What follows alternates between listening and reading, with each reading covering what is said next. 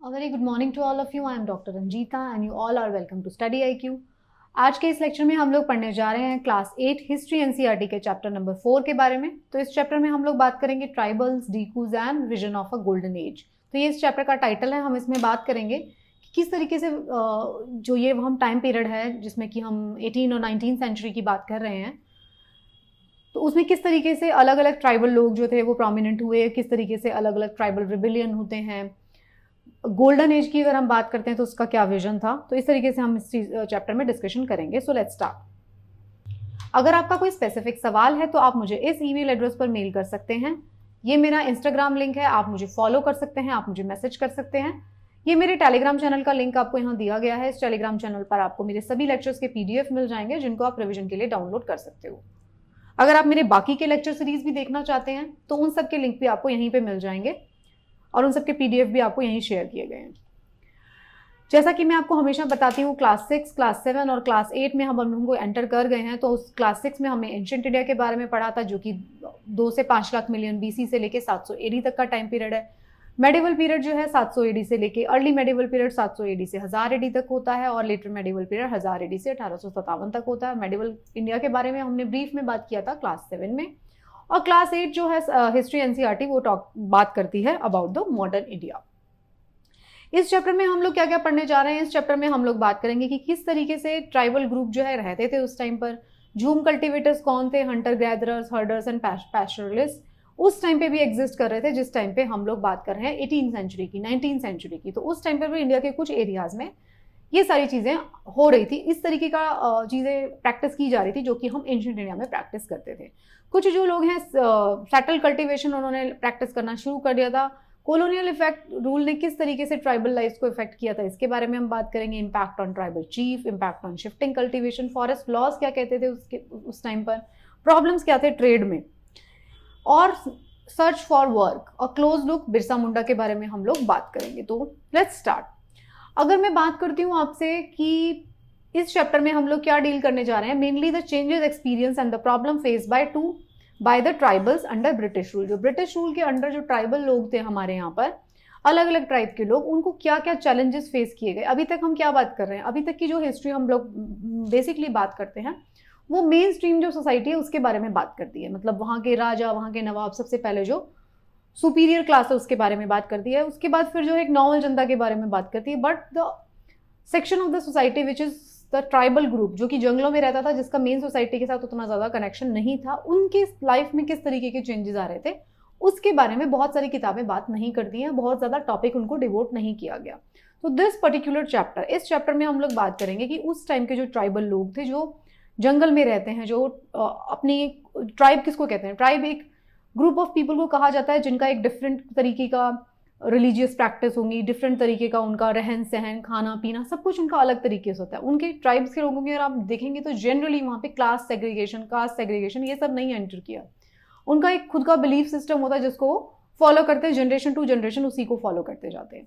तो ट्राइबल की लाइफ में उस टाइम पे क्या हो रहा था इसके बारे में हम लोग बात करेंगे। ब्रिटिशर्स के आने के वजह से क्या जो प्रॉब्लम्स थे जो ट्राइबल ग्रुप फेस करते थे, जो कि रिजॉल्व की थी उनके लीडर बिरसा मुंडा ने। हमने क्लास 7 में भी डिस्कस किया है कि ट्राइब जो होते हैं उनका अपना ट्रेडिशन रिचुअल्स होता है। They had no caste system, ये मैंने आपको बता दिया। There were no social and economic differences in the tribal societies. Tribal society में कोई सोशल और इकोनॉमिक डिफरेंसेस भी नहीं होते हैं। बट जैसे जैसे ब्रिटिशर्स का आगमन हुआ था, उन्होंने किस तरीके से ट्राइबल लाइफ को भी स्पॉइल कर दिया, किस तरीके से वो लोगों को मेन स्ट्रीम में लाने के नाम पर जो है उनका किस तरीके से पॉजिटिव्स और नेगेटिव्स दोनों चीजें हम उसके बारे में डिस्कस करेंगे, राइट।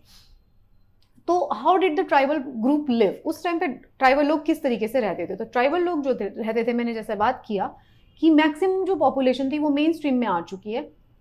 मतलब हम लोग एंशिएंट इंडिया को छोड़ के मेडिवल पीरियड और मेडिवल पीरियड से छोड़ के मॉडर्न पीरियड में आ चुके हैं। बट ट्राइबल ग्रुप को एक इस तरीके के ग्रुप्स होते थे अलग अलग जगहों पे जो जंगल में रहते थे, जो मेन स्ट्रीम के साथ इंटरैक्ट नहीं किया करते थे। तो इसीलिए जो उनकी लाइफस्टाइल थी, हंटिंग गैदरिंग, झूम कल्टीवेशन, एनिमल्स को शिकार करना, इस तरीके की चीजें वो प्रैक्टिस किया करते थे। जो हम कब की बात करते हैं, जो हम एंशिएंट इंडिया में या एंशिएंट हिस्ट्री में बात करते हैं।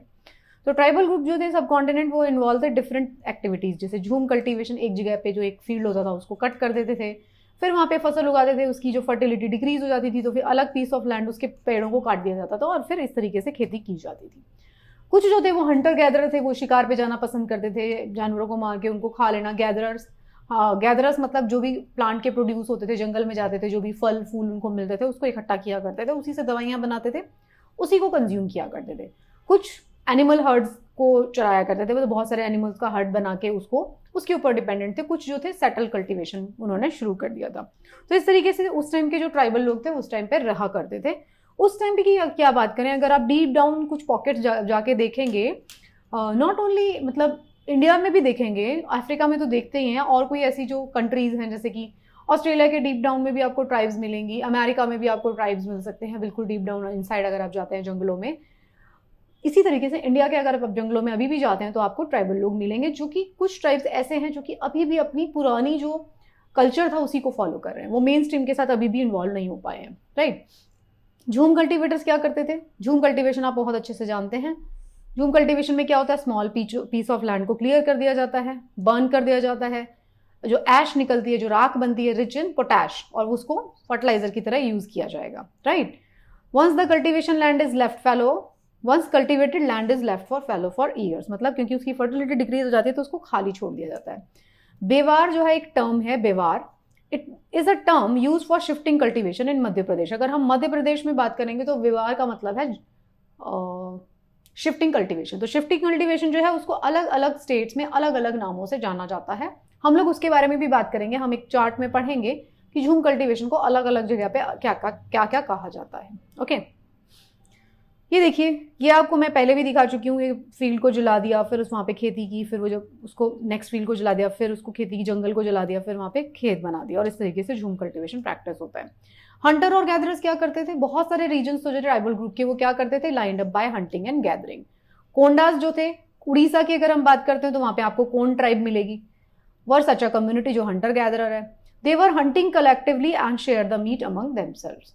दे आर एट फ्रूट्स, में वही बताया, वो अलग अलग जो प्लांट के प्रोड्यूस थे उसको यूज किया करते थे। ऑयल एक्सट्रैक्टेड फ्रॉम साल एंड महुआ, महुआ और साल का जो पेड़ है उससे तेल निकाला करते थे। हंटिंग गैदरिंग प्रैक्टिस किया करते थे। कोंड ट्राइब की बात हो रही है बेसिकली उड़ीसा की। So they use forest herbs and shrub for medicinal purpose. Kond become a source of supply of kusum and palash flower to weavers and leather workers for dyeing purpose. अब ये जो कोंड ट्राइब है ना जिसकी हम बात कर रहे हैं, हिस्ट्री में हम पढ़ रहे हैं इसको, उड़ीसा की ये ट्राइब थी, ये हंटर गैदरर ट्राइब थी। तो हंटर गैदर ट्राइब जो थी मेन स्ट्रीम को किस तरीके से हेल्प किया करती थी, तो ये जंगलों में से फूल चुन के लेकर आते थे। कुसुम और पलाश के जो फूल होते थे उनको चुन के लेकर आया करते थे, और ये जो कुसुम और पलाश के जो फूल हैं ये वहाँ के लोगों को ये दे दिया करते थे, वर्कर्स को, जो कि डाइंग इंडस्ट्री में काम करते थे। डाइंग इंडस्ट्री मतलब जो कपड़ों को रंगने के काम आती है, उस इंडस्ट्री के लोगों को ये सप्लाई कर दिया करते थे। क्या सप्लाई करते थे, पलाश और कुसुम के फूल। अब क्या होता है, ये देखिए, Dongria Kondh women in Orissa carrying pandanus leaves to make paper plates. ये एक बड़े बड़े पत्ते होते हैं, आपने देखा होगा, जिसकी पेपर प्लेट्स बनाई जाती हैं, मतलब लीफ प्लेट्स बनाई जाती हैं वो, और पेपर प्लेट्स बनाई जाती हैं, उन सब में ये यूज करते थे। तो ये वाला जो मैप है इसमें आप रीड कर सकते हैं अलग अलग ट्राइबल ग्रुप जो थे उस टाइम पर जो प्रेजेंट थे। Location of some of the tribals in India, आप यहाँ पे देख सकते हैं कौन कौन सी ट्राइब जो है, कौन कौन से आपको स्टेट में डोमिनेटली मिलती हैं, ओके। जो फॉरेस्ट के जो प्रोड्यूस होते थे जब वो खत्म हो जाते थे, कम हो जाते थे, tribes move in surrounding villages in search of work. मतलब धीरे धीरे उन्होंने देखते थे कि भाई जिस टाइम पे हर टाइम पे फ्लावरिंग नहीं हो रही है, हर टाइम पे उनको फूल या चीजें नहीं मिल रही हैं, तो उस टाइम पे वो विलेज में जाया करते थे काम की तलाश में। However, a tribal group called Bagas did not work as a labor. They felt it was below their dignity to work as a labor. जो बैगास थे वो काम नहीं करते थे कभी भी लेबर की तरह। The tribals often depended on the traders and money lenders. Money lenders gave loan at high interest rate, leading the tribals into debt and poverty. Therefore, the tribals saw money lenders and traders are evils. जो money lenders या traders जो उनकी community में आते थे, उनके जंगलों की तरफ आते थे, तो उनको बहुत बुरा मानते थे, क्योंकि ये जो मनी लेंडर्स और ट्रेडर्स थे इनको वो पैसा दिया करते थे लेकिन उसका इंटरेस्ट बहुत ज़्यादा चार्ज किया करते थे।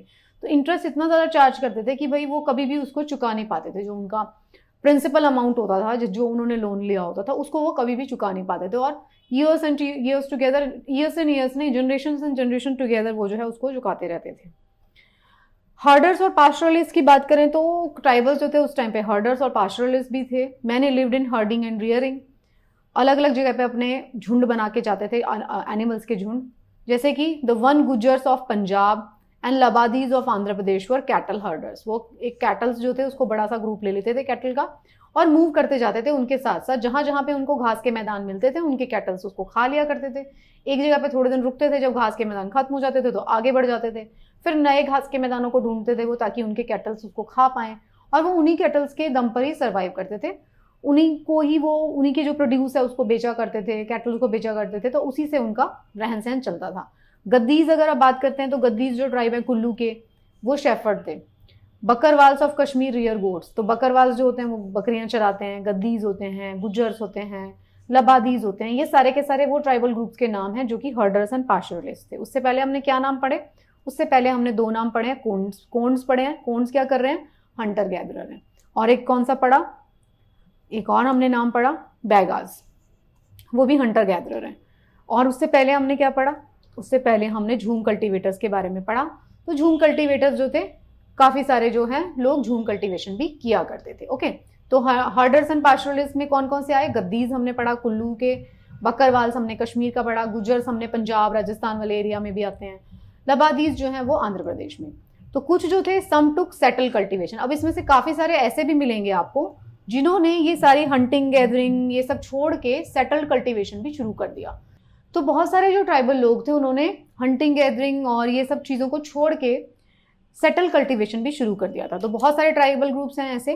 तो दे बिगिन टू यूज, उन्होंने हल चलाना शुरू कर दिया था और उन्होंने अपनी लैंड के ऊपर अपने राइट को एक्सरसाइज करना शुरू कर दिया था। पहले क्या होते थे ट्राइबल लोग? पहले जो बाकी के प्रोफेशन हमने देखे उसमें एक जगह से दूसरी जगह पे मूव कर जाते हैं, बट जो सेटल हुए उस जगह पे उन्होंने वहां पे कल्टीवेशन शुरू कर दिया और वो उस जगह को अपनी जगह मानते थे। जो मुंडाज हैं सबसे प्रोमिनेंटली अगर आप देखेंगे, छोटा नागपुर का जो पठार है वाला जो पूरा एरिया है उसमें आपको मुंडाज ट्राइब के लोग मिलेंगे। All members of the clan were regarded as descendant, so all of them had a right on the land. तो ये सारे जो उनके जो जंगल थे, उनकी जो जमीनें थी उसके ऊपर वो अपना पूरा अधिकार मानते थे। तो जो कुछ लोग थे क्लैन में से वो became powerful and became chief. इन्हीं के बीच में से जो सेटल हो गए ना, अब इन्हीं के बीच में से क्या होता है कि कुछ लोग बहुत ज्यादा पावरफुल बन जाते हैं, तो वो जो है उनके चीफ बनते हैं। इसलिए देखिए यहाँ पे भील वुमेन दिखाई जा रही हैं जो कि वो गुजरात के फॉरेस्ट में अपना काम कर रही हैं। Tribal workers in rice field of Andhra Pradesh, ये देखिए ट्राइबल वर्कर्स अपने आंध्र प्रदेश की राइस फील्ड में काम कर रहे हैं। ब्रिटिश के जो ऑफिशियल्स थे उन्होंने देखा था सेटल ट्राइबल ग्रुप जो थे जैसे कि Gond and Santhals are more civilised than hunter and gatherers of shifting cultivators. अब आप देख लीजिए जो शिफ्टिंग कल्टीवेशन में लगे हुए हैं, जो हंटर गैदरर्स हैं, जो हर्डर्स हैं, उनसे ज्यादा तो सिविलाइज कौन होगा? उनसे ज्यादा सिविलाइज वही इंसान होगा ना जो एक जगह पे रह रहा है, उसके पास वो अपनी फसल उगाएगा, उसको सोचने का भी वक्त मिलेगा। तो ये जो थे गोंड्स थे जो और संथाल थे वो ज्यादा उसमें से काफी ज्यादा सिविलाइज हो गए थे अगर बाकी के ट्राइब्स को देखा जाए तो। Those living in forest were considered as wild and savage. तो जो लोग जंगल में रहा करते थे उनको वाइल्ड माना जाता था, लेकिन जो सेटल कल्टीवेशन जिन्होंने शुरू कर दिया था उनको सिविलाइज वो हो गए थे ज्यादा, जिसमें आते हैं संथाल एंड गोंड्स। ठीक है, तो ये देखिए log house being built in the village of Nishi tribes of Arunachal Pradesh. ये अपना ये घर बना रही है निशी ट्राइब। तो इस तरीके से ना इस वाले चैप्टर में से जो जो ट्राइब के नाम आ रहे हैं ना वो आपको जरूर लर्न करने पड़ेंगे कि कौन सी ट्राइब जो है वो कहां से बिलोंग कर रही है। ओके, तो अब हम बात करेंगे कि किस तरीके से कॉलोनियल जो रूल था उसने अफेक्ट किया ट्राइबल की लाइफ को। So British rule has impact on the tribal population too. The same is discussed further. The impact on the tribal chief, the shifting cultivation के ऊपर, forest laws, problem with trade and search for work.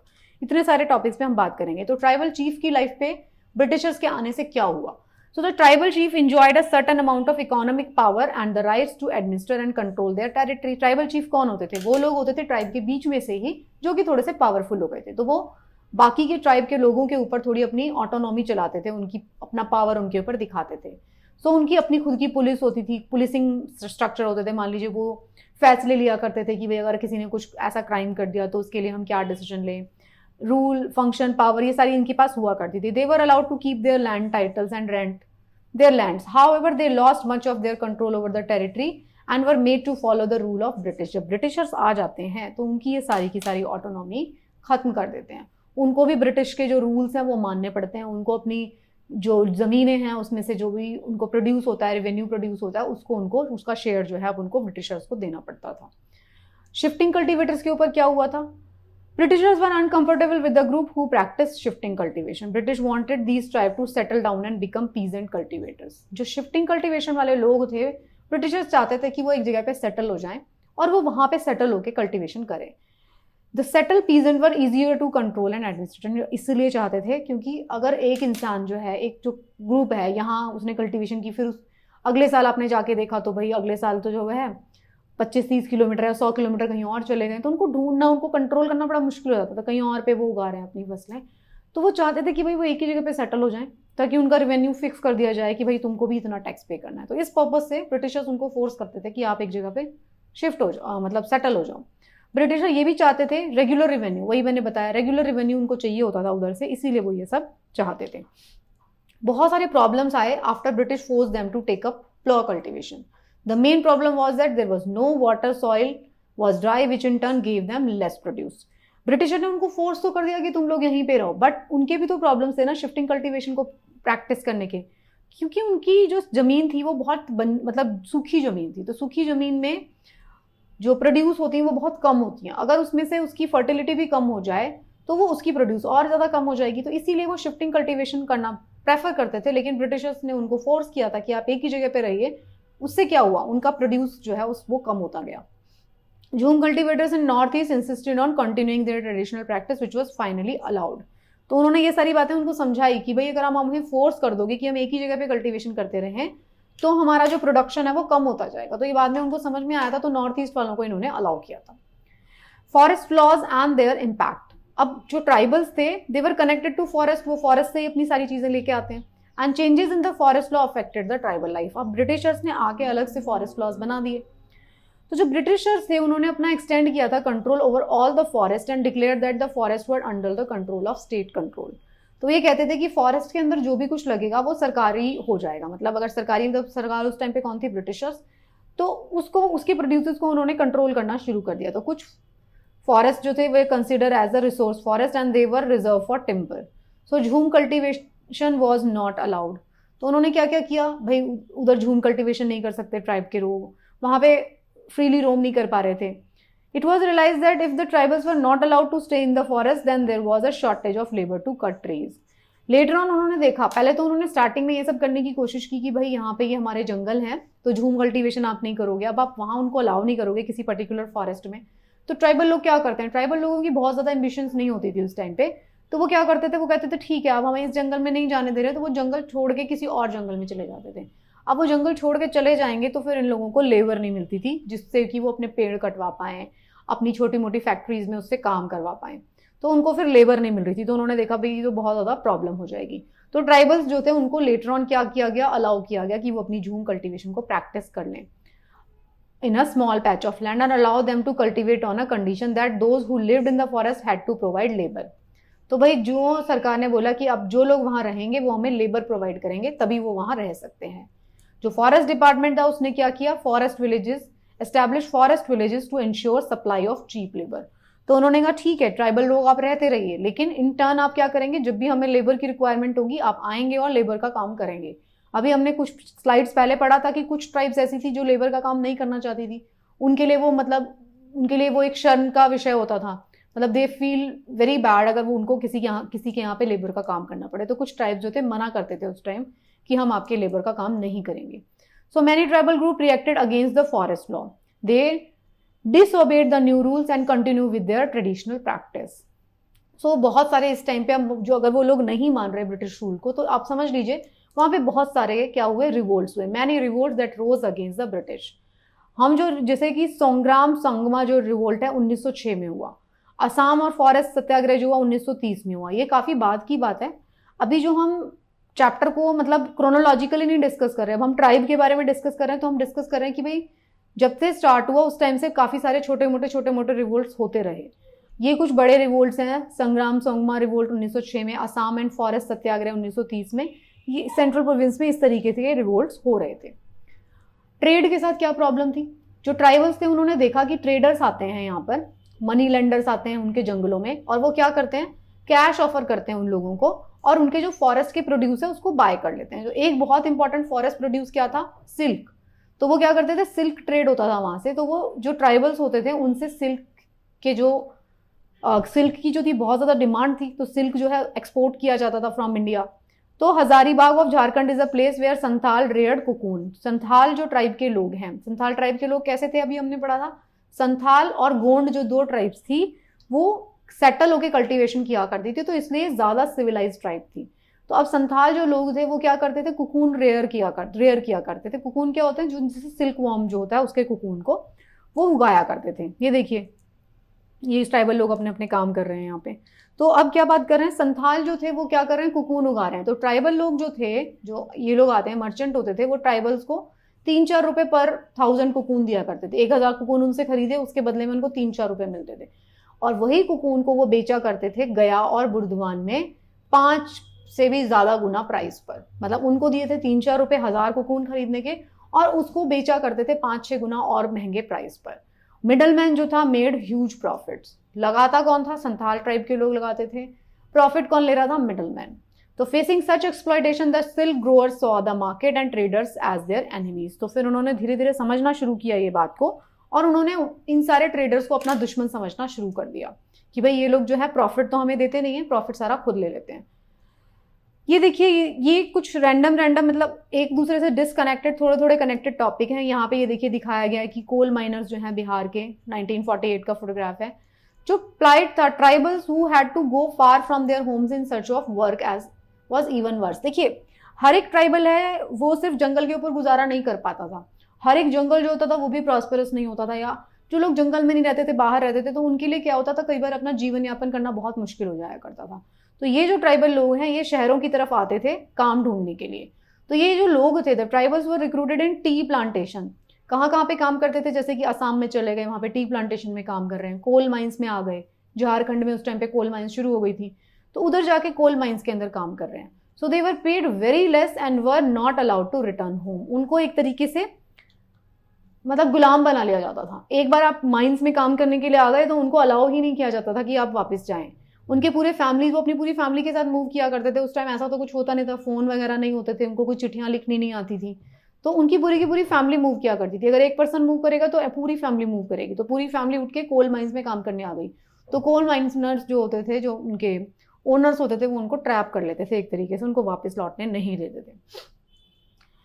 अब आप ये देखिए, यहाँ बिरसा मुंडा जो है, इनका फोटोग्राफ दिखाया गया। यू कैन सी जब इनको पकड़ लिया गया था, तो a closer look Birsa Munda के बारे में। So there were rebellion against the changes in law.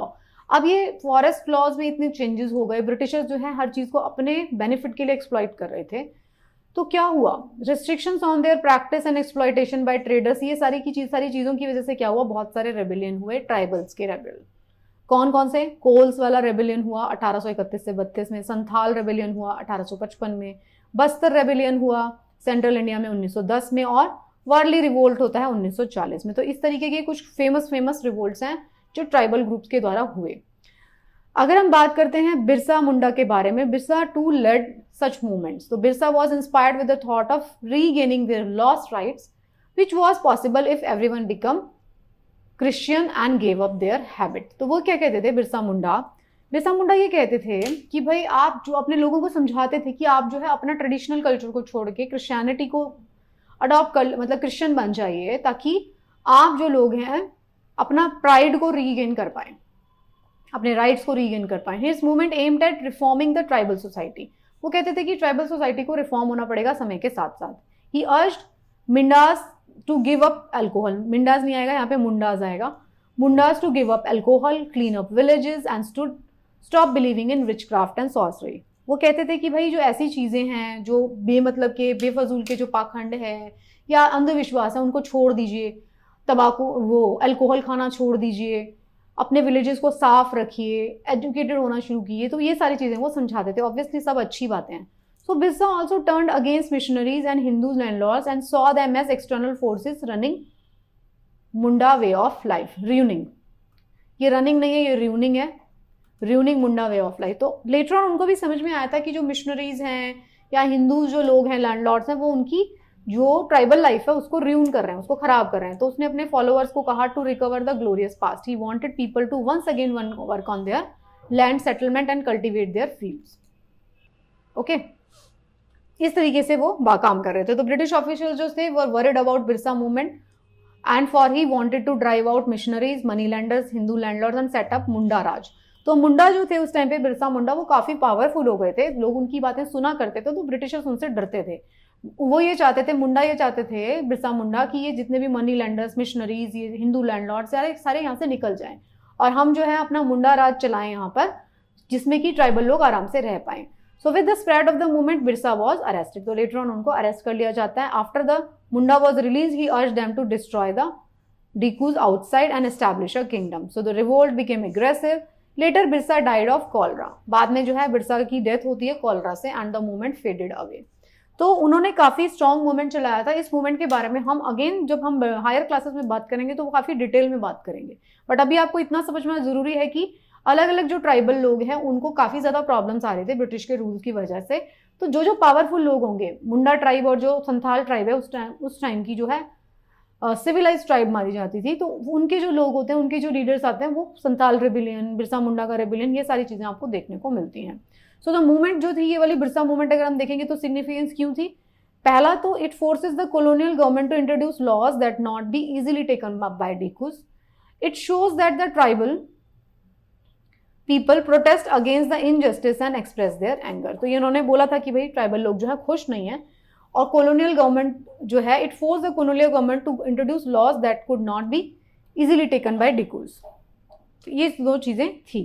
तो अब ये जो चैप्टर था, बेसिकली इस चैप्टर में हमने बहुत ज्यादा इंपॉर्टेंस क्या है इस चैप्टर का? इस चैप्टर का इंपॉर्टेंस ये है कि आपको जानने को मिलता है कि उस टाइम पे मेन स्ट्रीम जो है हमारी, उससे अलग एक ट्राइबल स्ट्रीम ग्रुप भी था बहुत सारे स्टेट्स में, जिनकी जिंदगी भी अफेक्ट हो रही थी। हम लोगों को उससे ज्यादा फर्क नहीं पड़ता था। हम लोग से मेरा मतलब है जो मेन स्ट्रीम है उसको ज्यादा फर्क नहीं पड़ता था, क्योंकि वो ट्राइबल लाइफ अफेक्ट हो रही है। बट ट्राइबल लाइफ भी अफेक्ट हो रही थी। ट्राइब्स के लोगों को क्या क्या प्रॉब्लम्स आ रहे थे, हमने उसके बारे में डिस्कस किया। उन प्रॉब्लम्स की वजह से काफी सारे रिवोल्ट होते हैं, हमने उनके बारे में भी, उनके नाम और उनके बारे में ब्रीफ में जाना है। तो डिटेल में हम लोग हायर क्लासेस में बात करेंगे। आई होप आपको इतना चैप्टर जरूर समझ में आया होगा। सिंस ये क्लास 8 की NCERT I am again saying, तो ये कुछ आपके दिमाग में कुछ फॉर्मेटिव स्ट्रक्चर को बनाती है। तो अगर आप इस स्ट्रक्चर को अपने दिमाग में अच्छे से रख पाते हैं तो आपको आगे आने वाले चैप्टर्स में जो हम लोग बात करेंगे वो आप बहुत अच्छे से फिट इन कर पाएंगे। So thank you so much for watching. इसी तरीके से पढ़ते रहिए and best of luck for your preparation.